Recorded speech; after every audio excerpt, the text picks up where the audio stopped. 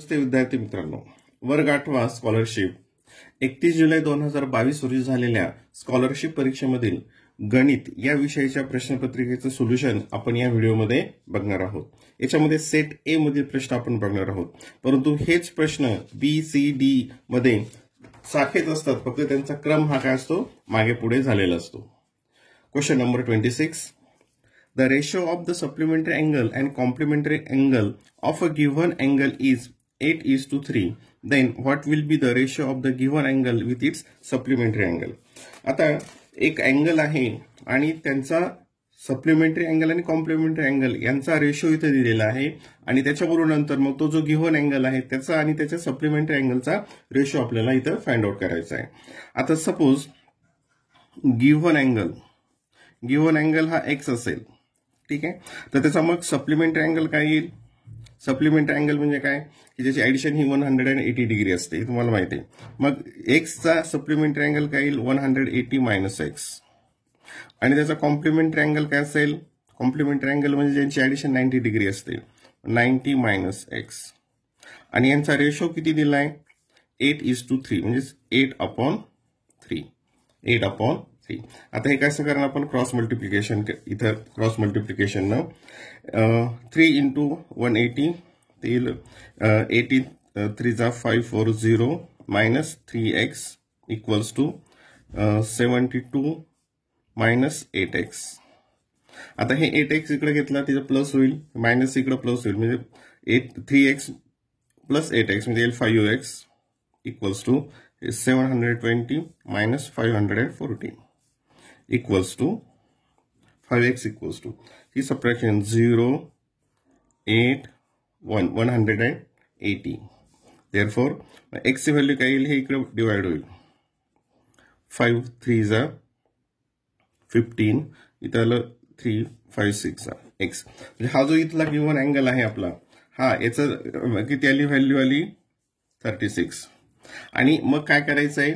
then what will be the ratio of the given angle with its supplementary angle? म्हणजे ह्या अँगलचा जो supplementary असेल त्याचं काय करायचं आहे? रेशो काढायचा आहे। मग ह्या 36 सप्लिमेंटरी काय येईल? 180 मायनस 36 4 4 1 144। मग 144 आता रेशो कसा पाहिजे आपल्याला? Given angle with its supplementary म्हणजे 36:144 हा रेशो पाहिजे। मग 18 2 जा 18 8 जा, हे 1 हे इथं 2 ने डिवाइड केलं, इथे 2 ने डिवाइड केलं, ते आलं 4, 1:4 काय येईल तिथं? 1:4। Option number 3। Question number 2, what is the cost of fencing of a circular garden of radius 28 metre with 5 rounds of wire if the wire cost ₹50 per metre? आता हे उदाहरण बघा, म्हणजे एक सर्क्युलर गार्डन आहे, ठीक आहे, आणि याला काय करायचं? फेन्सिंग करायचंय। फेन्सिंग करायचं म्हणजे ती फेन्सिंग कशी असणार आहे? हा जो सर्क्युलर पाथ आहे त्याच्यावर असणार आहे। म्हणजे याची काय लेंथ कशी काढणार आहे? सर्कम्फरन्स म्हणजे काय असेल ते 1 राऊंडची लेंथ असेल, म्हणजे C इक्वल्स टू 2πr, आणि असे किती राऊंड्स करायचे? 5 राऊंड्स। मग टोटल वायर किती लागेल त्याला? मग 2πr हे झाला एक फेरा इंटू 5 हे झाले 5, आणि त्याची कॉस्ट काढायची आहे। त्याची कॉस्ट काय असेल? आता वायरची कॉस्ट काय आहे? ₹50 पर मीटर, म्हणजे हे टोटल जे वायर असेल त्याला कितीने मल्टिप्लाय करावं लागेल? 50 ने मल्टिप्लाय करावं लागेल। आता इथं व्हॅल्यूज टाकूया, 2 इंटू 22/7 इंटू रेडियस किती आहे इथं? 28 इंटू हे 5 राऊंड्स आहेत, आणि कॉस्ट ₹50 पर मीटर, म्हणून त्याला 50 ने मल्टिप्लाय करायचं, आणि याचं कॅल्क्युलेशन आपल्याला इथे सोडवायचं आहे। बघा, हे 7 1 जा 7 7 4 जा, आता इथे हे पूर्ण मल्टिप्लिकेशन करूया, हे 2 2 जा 4 हे 4 इंटू 4 5 जा 20 इंटू 50 इक्वल्स टू 4 4 इंटू याचं मल्टिप्लिकेशन किती येतो? 1000, किती येतो? 1000, आणि हे काय येईल मग? 44 इंटू 1000 म्हणजे 44 1 2 3 काय येईल त्याचं व्हॅल्यू? 44,000. ऑप्शन नंबर 3 काय येईल? Option number 3 44,000. Question number 28. In bracket negative 2x square upon 3y bracket cube.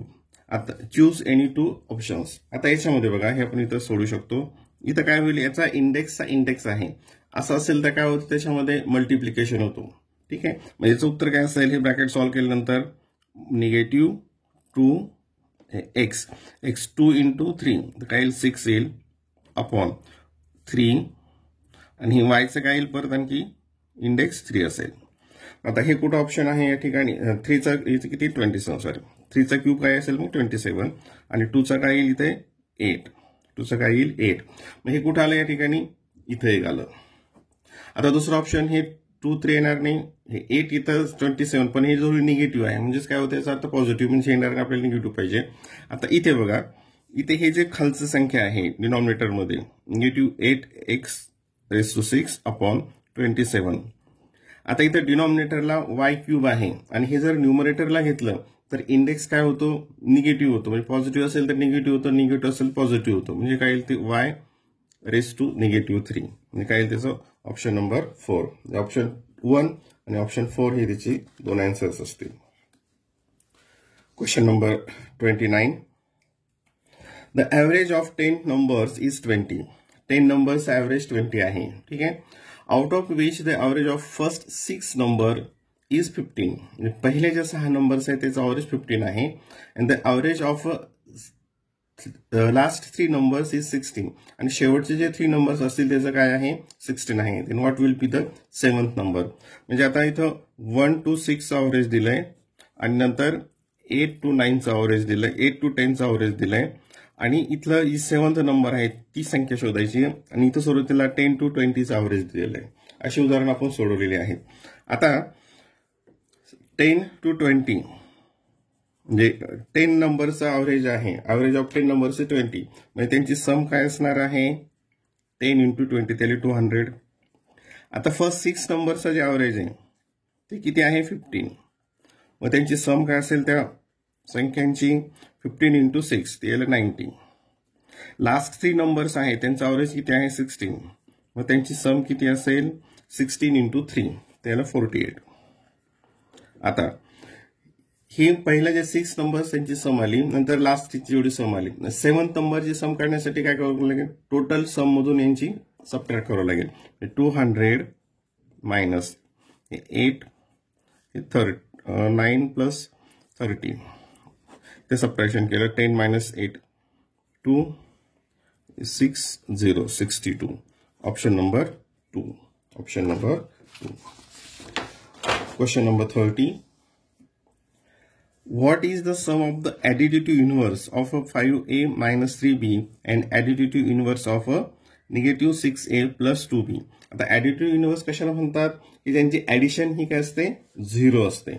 आणि ऍडिटिव्ह इन्व्हर्स करण्यासाठी काय करतात? निगेटिव्ह असेल तर आपण पॉझिटिव्ह करतो, पॉझिटिव्ह असेल तर निगेटिव्ह करतो. म्हणजे याची ऍडिटिव्ह इन्व्हर्स करण्यासाठी ब्रॅकेटच्या बाहेर निगेटिव्ह साईन देणार आणि याची काढण्यासाठी ब्रॅकेटच्या बाहेर निगेटिव्ह साईन देणार. मग याचा ऍडिटिव्ह इन्व्हर्स काय येईल? निगेटिव्ह जर बाहेर साईन असेल तर आतले साईन चेंज होतं, हे तुम्हाला माहिती आहे. मग इथे काय येईल? मग हे निगेटिव्ह 5a हे होईल प्लस 3b. ठीक आहे, आणि हे निगेटिव्ह साईन असल्यामुळे साईन चेंज होतील. हे काय येईल? तर ही इथं निगेटिव्ह इथे येईल पॉझिटिव्ह 6a, हे पॉझिटिव्ह निगेटिव्ह 2b आणि यांची ऍडिशन. हे निगेटिव्ह हे पॉझिटिव्ह आहे. आता याच्यामधून हे सबट्रॅक्ट होईल. इथं येईल 1a 6 minus 5 1 आणि इथं साईन याचं लागेल. इथे ही मोठी संख्या आहे म्हणजे इथं प्लसचं साईन असेल. 3 minus 2 म्हणजे 1b म्हणजे a plus b. a plus b. Option number 1. Option number 1. Question number 31. Which of the following statement is wrong? आता याच्यामधलं रॉंग स्टेटमेंट कोणतं आहे ते आपल्याला बघायचं आहे. If a number is divisible by 2 and 5 then it is also divisible by 10. आता ज्या taste of divisibility ज्या आहेत विभाज्यतेच्या कसोट्या, त्याच्यातून तुमच्या लक्षात येईल की ज्या संख्येला 2 ने आणि 5 ने भाग जातो त्याला 10 ने सुद्धा भाग जातो. ही ट्रू आहे. आपल्याला कोणती शोधायची? Wrong. The number is divisible by 6 are also divisible by 2 and 3. तर ही सुद्धा टेस्ट आपल्याला माहिती आहे की ज्याला 2 आणि 3 डिव्हिजिबल असतं ते 6 ने डिव्हिजिबल असतं, म्हणजे हे सुद्धा ट्रू आहे. The number is divisible by 7 are odd. आता हे बघा, हा समजून घ्या तिसरा. The numbers divisible by 7 are odd numbers. आता 7 ने डिव्हिजिबल आहेत त्या सगळ्या ऑड असतात का? तर नाही, कारण 7 1 7 7 14 नंतर 21 28 त्याच्यामध्ये इव्हन नंबर सुद्धा आहेत, म्हणजे हे स्टेटमेंट काय आहे? हे रॉंग आहे. आपल्याला कोणतं विचारलंय? Wrong. Option number C option असेल. आणि इथं राहील मग इथं ऑप्शन नंबर 3. कोणतं ऑप्शन इथं? सी. आणि सी कुठं दिलं? इथं 3 मध्ये. आन्सर काय असेल? Number 3. Question number 32. Which of the following statement is not true? Choose 2 correct option. आता इथलं सुद्धा कोणतं ट्रू नाही हे आपल्याला शोधायचं आहे. जे रॉंग आहेत ते शोधायचे. The opposite angles of a parallelogram are congruent. हे ट्रू आहे. The adjacent side of parallelogram are congruent. हे फॉल्स आहे. हे ऍडजस्टंट साइड जे शेजारच्या बाजू असतात पॅराग्रामच्या त्या कॉन्ग्रंट असतात का? तर नाही. The diagonal of parallelogram are congruent. त्याचे डायगोनल हे कॉन्ग्रंट असतात का? नाही. The diagonals of a parallelogram bisect each other. हे बरोबर आहे. आपल्याला कोणतं शोधायचं आहे? नॉट ट्रू म्हणजे फॉल्स. म्हणजे कोणतं? B and C. B and C म्हणजे option 2 and option 3. Option 2 and option 3. Question number 33. The length of a cuboid tank is 1.5. आता हे बघा, 1.5 time its breadth and height is twice the length. If the volume of the tank is 450 cubic meter, then what is the height of the tank? Easy आहे. आता हे एक tank इथे दाखवलेला आहे. हा क्युबाइड टँक आहे. ठीक आहे. आणि याचं काय काय दिलंय तुम्हाला? लेंथ, ब्रेथ, हाईट त्यांचं कंपॅरिझन केलेली आहे. आता याच्यामध्ये बघूयात. लेंथ इथं घेऊयात आपण, स्पेस आहे. Length, breadth and height. ठीक आहे. आता कशी कंपॅरिझन केली ती बघत अगोदर. The length of the cuboid tank is 1.5 time of its breadth. हे ब्रेडची कंपेअर केलं. समजा ब्रेड एक्स असेल तर 1.5 टाइम म्हणजेच काय? 1.5 म्हणजे त्याला आपण काय लिहितो? 1.5. काय लिहितो त्याला आपण? 1.5 म्हणजे हे काय येईल? 1.5x. आणि height is twice of the length. आता हाईट किती आहे? ह्या लेंथच्या ट्वाइस आहे, म्हणजे 1.5 इंटू 2. ते किती येईल? 3.0 म्हणजेच काय? 3 म्हणजे किती येईल? 3x. ठीक आहे, हे आलं. आणि याचा व्हॉल्यूम किती आला? 4500 क्युबिक मीटर. आता याचा व्हॉल्यूमचा फॉर्म्युला काय? Volume of cuboid length into breadth into height. Length into breadth into height म्हणजेच व्हॉल्यूम तुम्हाला 4500 दिलेला आहे. आता इथं लेंथ किती आहे? 1.5x into breadth x into height 3x equals to 4500. आता x into x into x म्हणजे काय असेल? x क्यूब असेल. 1.5 इंटू 3 ते काय येईल मग या ठिकाणी? 4.5 equals to 4500. 4500. Division property of inequality. x cube equals to 4500 divided by 4.5 equals to, इथे मी खाली घेतो याला. आता हे डेसिमल पॉईंट काढायचं असेल तर इकडे 10 ने मल्टिप्लाय करावं लागेल. इथं 10 ने मल्टिप्लाय केलं की डेसिमल पॉईंट निघून जाईल. म्हणजे वर काय येईल मग आता या ठिकाणी? 4500 आणि हे 10 ने मल्टिप्लाय केलं म्हणजे 0 आणि खाली आलं 45. आता इथं आपल्याला कॅन्सल करायचं आहे. 45 1 45, 45 1 1 2 3. हे आलं x cube. x cube. Taking the cube root of both sides, therefore x equals to 10. x ची व्हॅल्यू काय आली? 10 आली. x काय आहे? हे ब्रेथ आहे. आणि आपल्याला काय विचारलंय क्वेश्चन मध्ये? Then what is the height of the tank. Height विचारली आहे. मग ती किती असेल? 3x म्हणजे काय येईल? ती 30. 30 हे कशामध्ये आहे? मीटरमध्ये. 30 मीटर. 30 मीटर म्हणजे दोन आपल्याला निवडायचे. ते 30 मीटर इथे एक आलं. आणि मीटरचं सेंटीमीटरमध्ये करण्यासाठी काय केलं जातं? 100 ने मल्टिप्लाय केलं जातं. म्हणजे काय येईल? ते 300 सेंटीमीटर. Option number 2. म्हणजे याचं काय असेल? 3 and 2. 3 and 2. Question number 34. If a diameter of a wheel, If a diameter of a wheel of a tractor is 1.4 meter, then how much distance is covered by the wheel in 400 complete rotation. आता अशी उदाहरणं सुद्धा आपल्याला माहित आहे की आपण थोडंसं आणखीन एक्सप्लेन करून घेऊया. शॉर्टमध्ये सोडवता येतं पण आपल्याला शॉर्टमध्ये सोडवणं उद्देश नाही, ते समजणं महत्वाचं आहे की हे टायर आहे. आता वन रोटेशन म्हणजेच काय की टायर किती डिस्टन्स कव्हर करतं वन रोटेशन मध्ये, तर याची जी सर्कम्फरन्स असेल सर्कम्फरन्स इतकं ते डिस्टन्स कव्हर करतं. सॉरी, वन रोटेशन काय असतं त्याचं सर्कम्फरन्स असतं. ते काय सर्कम्फरन्सचा फॉर्म्युला आहे पाय डी. काय आहे पाय डी. आणि असे किती रोटेशन झालेत 400 रोटेशन. टोटल डिस्टन्स काय येईल मग या ठिकाणी वन रोटेशन झालं पाय डी इंटू मग 400 रोटेशनसाठी इंटू 400 हे व्हॅल्यूज टाकूयात आणि याचं कॅल्क्युलेशन करायचं बाकी. आता फक्त 22/7 इंटू डी किती आहे 1.4 इंटू 400 डायमीटर दिलेली ते इथं कॅन्सल करूयात. 7 1 जा 7 0.72 जा गेलं इक्वल्स टू 4.4 इंटू 400 0 4 ने याला मल्टिप्लाय केलं 4 4 जा 16 कॅरी 1 4 4 16 प्लस 1 17 आणि हे डेसिमल पॉईंट इथं 1 डिजिट आहे मग इथं दिलं 1 डिजिट म्हणजे किती आलं ते इक्वल्स टू 1760 मीटर. केलं मीटर मध्ये. आता इथे मीटर मध्ये दिले काय ठिकाणी नाही किलोमीटर मध्ये. मग 1760 मीटर मीटरचे किलोमीटर मध्ये कन्वर्ट करणार म्हणजे काय करणार त्याला 1000 ने डिवाइड करणार. म्हणजे 1760 डिवाइडेड बाय 1000 हे झालं किलोमीटर मध्ये.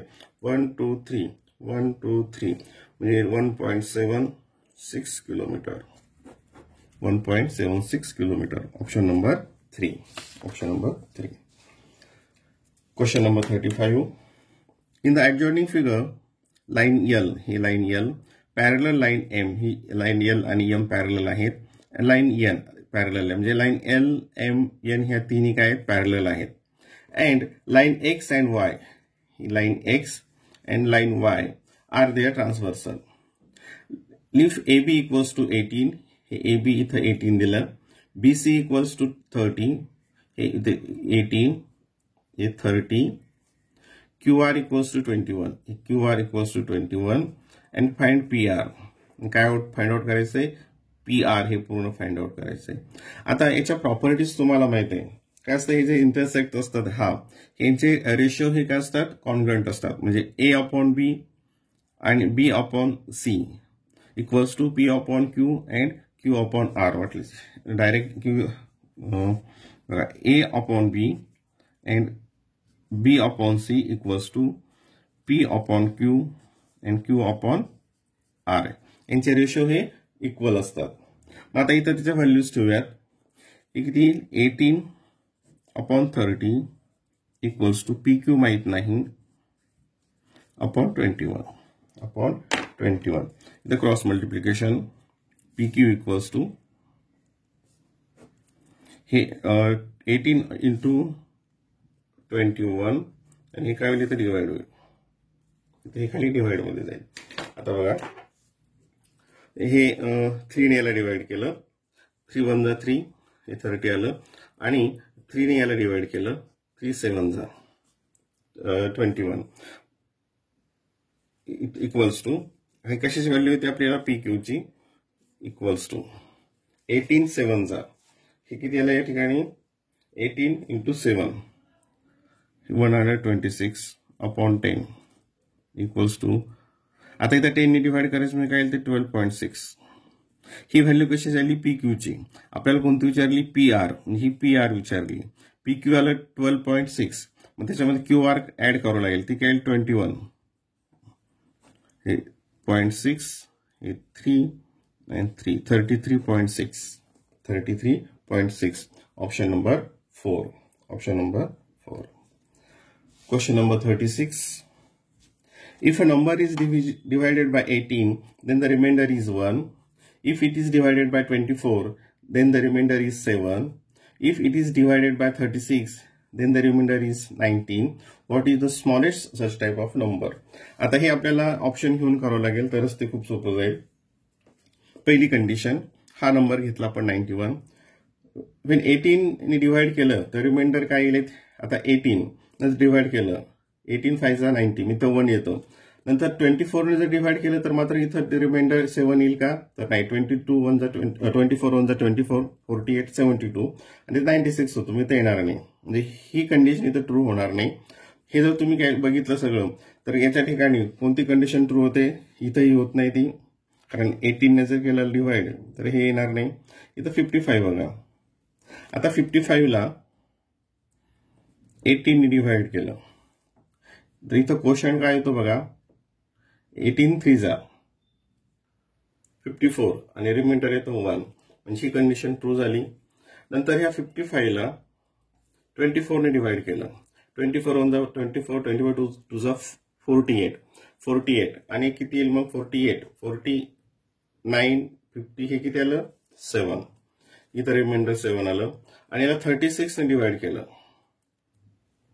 36 1 जा 36, 36 2 जा 72, ते 2 चा डिव्ह होत नाही, इथं 1 येईल क्वेश्चन. आणि 55 मायनस 36 हे किती? तर 19. म्हणजे ह्या ठिकाणी काय होतात? ह्या सर्व कंडिशन ट्रू होतात. Option number 4. Option number 4. Question number 37. Which polynomial should be subtracted from the polynomial 7x square minus 2x plus 4 to get the polynomial 10x square plus 5? आता अशी उदाहरणं आपण स्कूलच्या अभ्यासक्रमामध्ये सोडलेली आहेत. आता इथे हे समजण्यासाठी थोडंसं आणखी वेगळं उदाहरण बघूयात. 10 हे उदाहरण घेतलेत बघा. 10 minus 4 equals to 6. आता याच्यामध्ये which polynomial should be subtracted from this polynomial to get this? म्हणजे या पॉलिनॉमियल मधून कोणती पॉलिनॉमियल सबट्रॅक्ट केली तर ही मिळेल, असं त्याचा अर्थ होतो. ही काढण्यासाठी काय करावं लागेल? यामधून ही सबट्रॅक्ट करावं लागेल, याच्यामधून ही सबट्रॅक्ट केलं की ही इथं मिळेल. म्हणजेच आपल्याला या ठिकाणी काय करावं लागेल? Which polynomial should be subtracted from, ह्या पॉलिनॉमियल मधून ही पॉलिनॉमियल इथं सबट्रॅक्ट करावं लागेल. मग बघा इथे खाली 7x square minus 2x plus 4 minus, आता ही सबट्रॅक्ट करायची. लाईक टर्म्स जे आहेत ते एका खाली एक घेऊयात. 10x square plus 5. आता सबट्रॅक्शन करताना माहित असतं की जे खालचे टर्म्स असतात त्याचे सगळे साईन चेंज होतात. म्हणजे इथं पॉझिटिव्हचं निगेटिव्ह येईल, हे पॉझिटिव्हचं इथं निगेटिव्ह येईल. इथं 7x square minus 10x square म्हणजे काय येईल? मायनस 3x square, हे मायनस 2x, 4 minus 5 ते येईल मायनस 1, 4 minus 5 ते येईल मायनस 1. म्हणजे minus 3x square minus 2x minus 1 ते कुठं आहे? ऑप्शन नंबर 2 मध्ये. कुठे आहे? Option number 2. Question number 38. हा पण इझी आहे, इथं समोरच घेऊया त्याला. आता याचा जो स्क्वेअर रूट असेल 1.96, 196 हा कशाचा स्क्वेअर आहे? तर 14चा. याचं इथं डेसिमल पॉईंट मध्ये काय येईल? ते 1.4 असेल. मायनस याचं काय येईल? 15 म्हणजे 1.5 प्लस हे 17 म्हणजे 1.7. आता ह्या या ठिकाणी हा किती? 16चा, पण इथं 1 2 3 4 5 6 आहे, म्हणजे काय येईल? ते 0.016, 0.016. आता इथं फक्त आपल्याला कॅल्क्युलेशन्स करायचे. वरचे जे कॅल्क्युलेशन्स केलं याच्यामधून हे सबट्रॅक्ट केलं तर काय येईल? मायनस 0.1 आणि तो याच्यातून केला तर तो काय येईल? तर मग 1.6. सॉरी, इथं आलं नाही स्क्रीनमध्ये, परत रिपीट करूयात.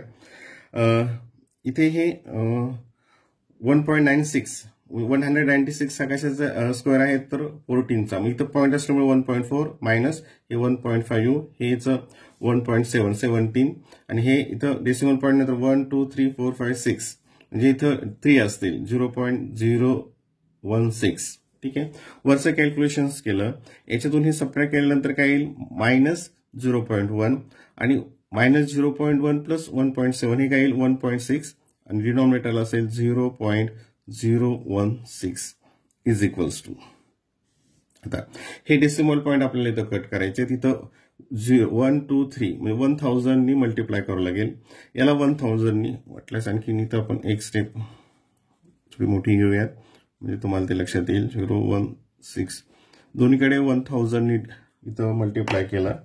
1000 इथं मल्टिप्लाय केल्यानंतर काय येईल या ठिकाणी बघा, हे डेसिमल पॉईंट 3 डिजिट पुढे सरकेल.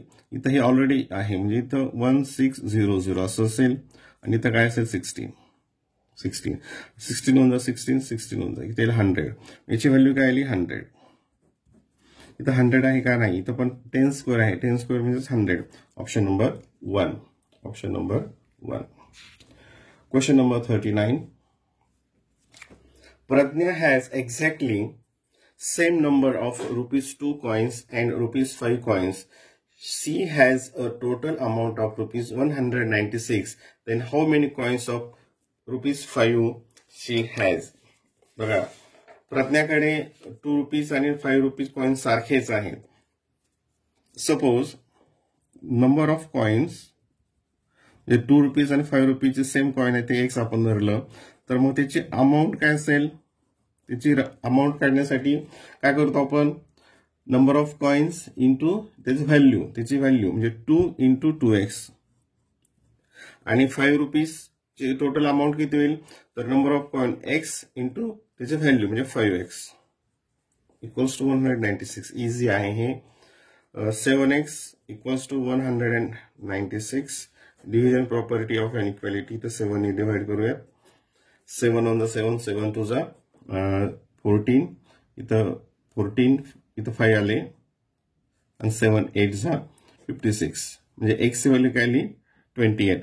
म्हणजे ₹2 चे 28 कॉइन्स आहेत, ₹5 चे पण 28 कॉइन्स आहेत. Option number 1, option number 1. Question number 40. The angles of measure 40 and 140 with different vertex are drawn, then which of the following statement is true? बघा, आता दोन वेगवेगळे अँगल्स आहेत, त्यांचे व्हर्टेक्स हे डिफरंट आहेत. म्हणजे हा एक इथे आपण अँगल ड्रॉ केला, हा असेल 40चा, ठीक आहे, आणि दुसरा आहे हा एक अँगल आहे, हा कितीचा आहे 140चा. हे दोन, कारण त्यांचे व्हर्टेक्स हे डिफरंट आहेत. आणि काय विचारले, then which of the following statement is true, यापैकी ट्रू कोणता आहे. पहिलं, the given angles are supplementary angles. आता हे सप्लिमेंटरी अँगल्स आहेत का, सप्लिमेंटरी अँगलसाठी काय प्रॉपर्टी की ते त्यांची ऍडिशन 180 आली पाहिजे, 081. येस, दे आर सप्लिमेंटरी, हे सप्लिमेंटरी आहे, ते ट्रू आहे. खालचे ऑप्शन आपण चेक करूयात. The given angles are linear pair angle. आता हे लिनियर पेअर होतात का, लिनियर पेअर केव्हा असतात की जर समजा त्यांचा व्हर्टेक्स हा इक्वल असेल, सारखाच असेल, तर असं जर असेल तर ते लिनियर पेअर होतील. पण इथं कंडिशन काय, व्हर्टेक्स वेगवेगळे आहेत, म्हणजे हे लिनियर पेअर होणार नाहीत. दुसरं, the given angles are vertically opposite angles. Vertically opposite angles हे असे असतात आणि they are congruent. Vertically opposite angle congruent असतात, म्हणजे हे पण फॉल्स असेल. The given angles are adjacent angles. Adjacent angle असण्यासाठी काय लागतं, त्यांचा व्हर्टेक्स हा कॉमन लागतो, हे काय असतात ऍडजस्टंट अँगल असतात, ठीक आहे, म्हणजे हे पण रॉंग आहे. Option number 1, option number 1. Question number 41. The coordinate of point P on a number line is -3/7. The distance between the point P and Q is 2 units. Then what will be the coordinate of point Q? Choose 2 correct option. आता हे आपण number लाईनशी related हा question आहे. बघा, इथे आपण एक number line draw करूयात, म्हणजे आणखीन तुम्हाला ते क्लिअर लक्षात येईल. ही नंबर लाईन आहे, 0, या साईडला पॉझिटिव्ह असतात, या साईडला निगेटिव्ह असते, हे तुम्हाला माहिती आहे. आता इथं हा एक पॉईंट पी आहे, ठीक आहे, आणि त्याचे कोऑर्डिनेट काय आहेत, -3/7, -3/7. आणि पॉईंट क्यू हा 2 युनिट डिस्टन्सवर आहे, म्हणजे तो या साईडला पण असू शकेल किंवा मग या साईडला पण असू शकेल, ठीक आहे. या साईडला असेल तर त्याच्यामध्ये काय करावं लागेल, 2 प्लस करावं लागतील, आणि या साईडच्या साठी काय करू, याच्यामध्ये 2 मायनस करावं लागतील. पहिलं बघा, आता -3/7 या साईडचा आपण राईट हँड साईडचा घेतोय, तर +2 केला. इथं आपण हे ऍडिशन करतोय, 7 2 जा 14, हे -3 is 7, 14 minus 3, 11 upon 7. 11 upon 7 ही इथे एक आलं. ठीक आहे, हे एक ऑप्शन आलं. आणि दुसरं मग आता इकडे सबट्रॅक्ट करायचं असेल तर ते कसं येईल मग, -3 upon 7 minus 2, डिनॉमिनेटर 1 घेऊयात, कॅल्क्युलेशन सोयीस्कर जातं. इथं काय येत आहे, हे 7 इथं आलं, काय आलं या ठिकाणी, इथे 7 आलं. नंतर हे इथं -3 आणि -14, -3 -14 हे किती लिहिते, -17 upon 7, -17 upon 7. म्हणजे कोणतं आलं हे, ऑप्शन नंबर 1. ऑप्शन नंबर 1 म्हणजे कोणतं उत्तर लिहायचे, ऑप्शन 1. हे आता इथं आपण हे असं करणं अपेक्षित आहे, -3 + 14, तरी सुद्धा आन्सर सारखंच येतं. Option 1 and option 2, option 1 and option 2 ह्याचं आन्सर असेल. ठीक आहे, इथं याला -3 upon 7 + 2 upon 1 equals to हे -3 + 14 upon 7, 11 upon 7. Question number 42. The radius of a circle with center O is 10 centimeter. The length of chord is 16 centimeter. Find the distance of the chord from the center of the circle. आता या ठिकाणी अशी उदाहरण आपण सोडवलेले आहेत आणि खूप इझी आहे. हे सर्कल आहे, it is the centre of the circle. आणि काय दिलेलं आहे, द लेंथ ऑफ इथे कॉर्ड आहे आणि रेडियस एक दिलेली आहे. आणि काय विचारलंय, find the distance of the chord from the centre. म्हणजे हे कॉर्डचं डिस्टन्स म्हणजे हे आपल्याला फाइंड आउट करायचं आहे. आता याच्यामध्ये मेजरमेंट बघूयात. हे 10 दिलेलं आहे आणि ही जी कॉर्ड आहे, कॉर्ड किती आहे 16, पण हा परपेंडिक्युलर काय करतो, इथं हा डिस्टन्स काय करतो, ह्या कॉर्डचे बायसेक्ट करतो, 2 सारखे भाग करतो. म्हणजे हा 8 असेल आणि हा 8 असेल. मग आता हा राईट अँगल ट्रायंगल झाला, त्याच्यामध्ये 8 आणि 10 ही एक साईड आली, 2 साईड आल्या, म्हणजे तिसरी काय असणार आहे 6. हे काय पायथागोरस ट्रिपलेट्स आहे. Option number 1, option number 1. Question number 43. Hall has a 30 metre length 30 meter and breadth 9.5 meter.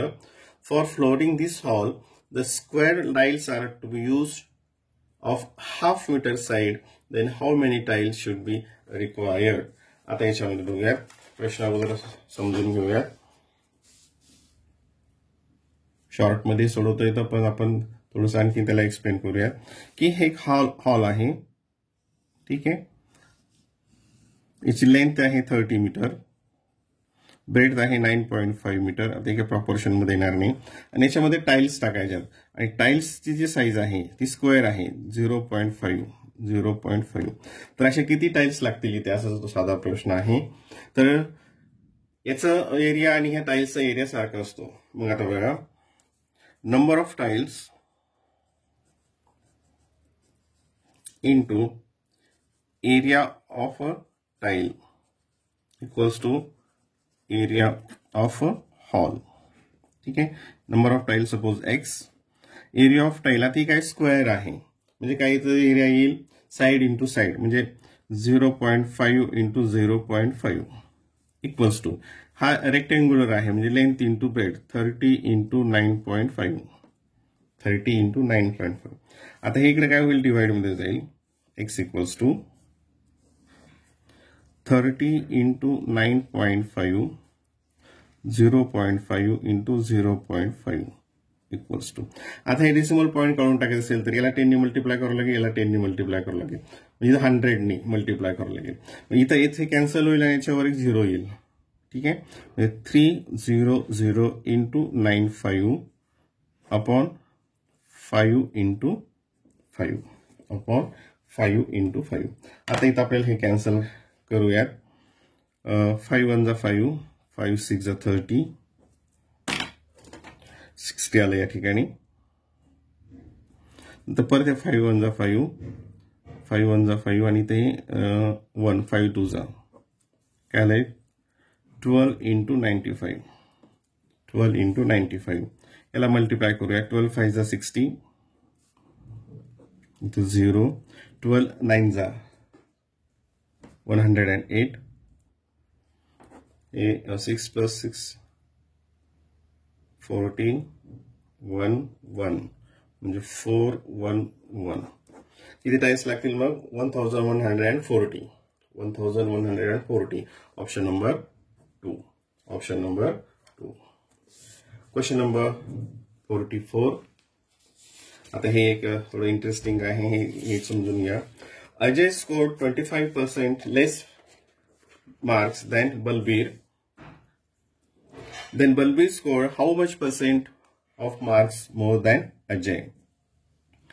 अजयनी 25% less marks मिळाले बलबीर पेक्षा तर बलबीरला मग अजय पेक्षा किती % जास्त मिळाले आता समजा असं आपण गृहीत धरूयात बलबीरला 100 मार्क्स आहेत असं आपण कन्सिडर केलं तर अजयला किती असतील मग अजय स्कोर 25% मार्क्स लेस दॅन बलबीर 25% म्हणजे काय 100 ला 25 कमी म्हणजे मग इथं या ठिकाणी अजयला किती मार्क्स मिळालेले आहेत 75 त्याच्यातून 25 मायनस केलं 75 मार्क्स मिळाले आता याच्यामध्ये बलबीरला किती जास्त मार्क्स मिळाले बघा ते बलबीर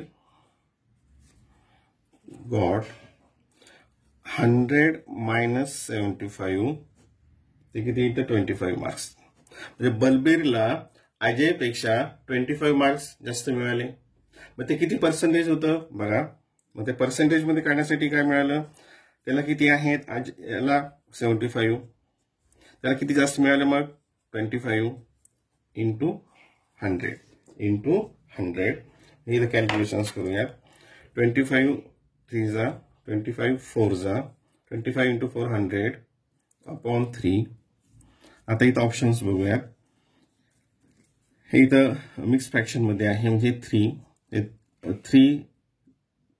इथं 1 म्हणजे किती येईल 33 इंटिजर 1/3% मार्क्स तर काय झाले त्याला बलबीरला जास्त मिळाले Balbir score how much % marks more than Ajay तर 33 इंटिजर 1/3% ठीक आहे परत बघा बलबीरला 100 आपण कन्सिडर केलं तर अजयला किती असतील 75 मग बलबीरला किती जास्त मिळाले 25 बलबीरला किती जास्त मिळाले 25 कोणाच्या अजयच्या तुलनेमध्ये मग ते किती पर्सेंटेज आलं तर याप्रमाणे क्वेश्चन नंबर 45 आपण इझी आहे the sides forming right angle of sides forming right angle of a right angle triangle are 8 centimeter and 15 centimeter then the radius what is the radius of the circumcircle of that triangle आता एक इथं आपण figure draw करूया हा right angle triangle आहे आणि काय दिलेलं आहे साइड्स फॉर्मिंग राइट एंगल तयार करणाऱ्या बाजू ही आहे 8 ही आहे 15 आता बाय पायथागोरस ट्रिपलेट 8 15 ही किती असणार आहे मग 17 आता जो सर्कल म्हणजे काय असतं त्याचा जो सेंटर असतो ही जी डायगोनल आहे डायगोनल ही त्याची काय असते डायमीटर असते जेव्हा आपण सर्कल काढतो त्याची डायगोनल ही काय डायमीटर असते आणि हा त्याचा डायगोनल झाल्यानंतर त्याची रेडियस काय येईल मग 17च्या हाफ असेल मग ती किती असेल 17च्या half 8.5 option number 1 option number 1 question number 46 If the side of an equilateral triangle is 18 cm, then what is its area? Easy आहे सरळ सरळ फॉर्म्युला लिहूया area of equilateral triangle equals to काय तर √3 अपॉन 4 इंटू साइड स्क्वेअर म्हणजे काय 18 into 18 side square म्हणजे काय 18 इंटू 18 इथं आपण कॅन्सल करूयात 2 ने 2 जा 4 हे 2 9 जा हे 2 9 जा 9 into 81 √3 square centimeter. Question number 47. The rate of tickets of bus has increased by 20%. After 6 months, the rate of tickets again increased by 10%. Then what is the percentage increase in the original rate of tickets? आता हे उदाहरण वेगवेगळ्या प्रकारे सोडवता येतं तर आपण त्यातली जी इझी मेथड आहे ती आपण बघूया आता the rate of tickets of bus increase by 20%. Suppose initially समजा ते 100 रुपीज आहे असं आपण गृहीत धरलं तर त्याच्यावर काय केलं 20% इन्क्रीज केलं 20% इन्क्रीज म्हणजे काय 100 वर 20 म्हणजे मग तो जो न्यू तिकीट रेट असेल तो असेल 120 ठीक आहे. आता आफ्टर 6 मंथ काय केलं की हे जे 120 आहे याच्यावर कितीनं इन्क्रीज केलं, परत 10% इन्क्रीज केलं. याच्यावर 10% इन्क्रीज केलं म्हणजे काय, 10/100 हे 0 0 0 0 किती इन्क्रीज झालं, 12 रुपीज. आता ते किती होईल, 120 प्लस 12 म्हणजे 132. अगोदर किती होता 100, आता किती झाला 132. म्हणजे किती पर्सेंट, 100 वर किती इन्क्रीज झालं, 32 रुपीज म्हणजे 32%. Option number 2. Option number 2. Question number 48. A merchant purchased 25 dozen mangoes at rate of rupees 25 per dozen. He sold all mangoes at the rate of 32 per dozen. Then how much percentage of profit did he get? आता हे सुद्धा आपल्याला easy मेथडनं सोडवता येतं किंवा आपण जे text book मध्ये पूर्ण कॅल्क्युलेशन करतो त्या पद्धतीनं सोडवता येतं. आता पहिल्यांदा बघा या ठिकाणी इथे किती होते, 25 रुपीज. 25 रुपीज जे होतं ते कितीला सेल केला, 32 ला. कितीला सेल केला, 32 ला. म्हणजे प्रॉफिट किती आलं, 7 रुपीज. काय आलं, 7 आलं. पण आता आपण जेव्हा पर्सेंटेज काढतो तर ते कितीवर असतं, 100. मग 25च्या ऐवजी सपोज इथं 100 असतं, 25च्या इथे 100 असतं म्हणजे कितीने मल्टिप्लाय केलं, 4 ने. हा प्रॉफिट सुद्धा कितीने वाढला असता, मल्टिप्लाय 4. 4 7 जा 7 किंवा 4 जा 28 म्हणजे किती झालं ते 28%. 28%. ही एक मेथड झाली. किंवा शॉर्टमध्ये किंवा मग आपल्याला याची कॉस्ट प्राइस काढायची, सेलिंग प्राइस काढायची, प्रॉफिट काढायचा आणि मग पर्सेंट. कॉस्ट प्राइस काय येईल, याचा आणि याचा मल्टिप्लिकेशन ते किती असेल, 625. ते पण बघूयात आपण. सेलिंग प्राइस काय येईल, 32 × 25 ते येतं 800. याचा प्रॉफिट काढला तो किती, 175. आणि पर्सेंट प्रॉफिट काढायचं म्हणजेच काय येतं ते, पर्सेंट प्रॉफिट म्हणजे profit upon cost price into 100. याचे कॅल्क्युलेशन केलं ते सुद्धा किती येतं, 28%. Question number 49. A rope of length 216 meter is cut at 5 places at the same distance. Then what is the length of each piece in centimeter? जेव्हा एखादी रोप ही 5 प्लेसला cut केली तर जे टोटल किती पीसेस होतात, 6 पीसेस होतात. किती होतात ते, 6. मग एका पीसचा डिस्टन्स लेंथ किती असेल तर 216 डिवायडेड बाय 6. इझी आहे. 6 3 जा 18, 6 6 जा 36 मीटर. 36 मीटर. आता 36 मीटर इथे आहे का, नाही, सेंटीमीटर मध्ये. मीटर सेंटीमीटर मध्ये करायचं म्हणजे 100 ने मल्टिप्लाय करायचं. 3600 सेंटीमीटर. ते काय येईल, option number 2. Option number 2. Question number 50. Which of the following term should be added so that the expression 49x² plus 64 upon y² will be a perfect square? Choose 2 correct options. आता बघा इथे middle term आपल्याला find out करायची आहे. Middle term find out करण्यासाठीचा formula आता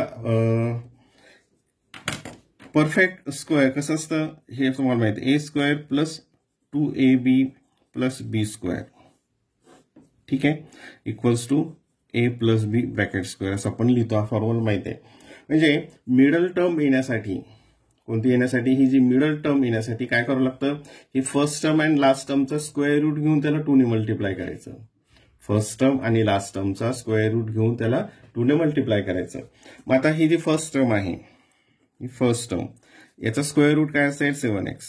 okay, ही last term आहे, last term, याचा स्क्वेअर रूट काय येईल, 16 upon y. Sorry 8 8 64 8 upon y. मग आता याची मिडल टर्म येण्यासाठी काय करावं लागेल, ह्या दोघांचा मल्टिप्लिकेशन करून त्याला परत 2 ने मल्टिप्लाय करावं लागेल. ठीक आहे, म्हणजे मिडल टर्म येण्यासाठी 7x into 8 upon y into 2. म्हणजे इथे फर्स्ट टर्म जी आहे, ही जी आहे याची स्क्वेअर रूट घेतला, याचा स्क्वेअर रूट घेतला आणि मिडल टर्मसाठी त्या स्क्वेअर रूटच्या आणखी 2 ने मल्टिप्लाय केला. इक्वल्स टू 7 8 जा 56 into 2 upon y equals to y तसंच तसं 2 6 जा 12 2 5 10 11 111 अपॉन y. आता ही पॉझिटिव्ह असू शकते किंवा निगेटिव्ह पण असू शकते. म्हणजे हाच रूलसाठी आपण हे A square minus A B plus B square minus 2ab इथं हा पण येऊ शकतं. म्हणजे मिडल टर्म ही निगेटिव्ह पण असू शकेल किंवा पॉझिटिव्ह असू शकेल. म्हणजे हे काय असेल उत्तर याचं plus or minus 112 upon Y 112 upon Y इथं एक्स राहील असं. मग इथं कुठे आलं ते 112x अपॉन वाय इथं आलं option 1 and option number 2. Option number 1 option number 2. याच्या पुढचे जे उदाहरण आहे त्याचा वेगळा व्हिडिओ तयार केलेला आहे आणि त्या व्हिडिओची लिंक खाली डिस्क्रिप्शन बॉक्समध्ये दिलेली आहे.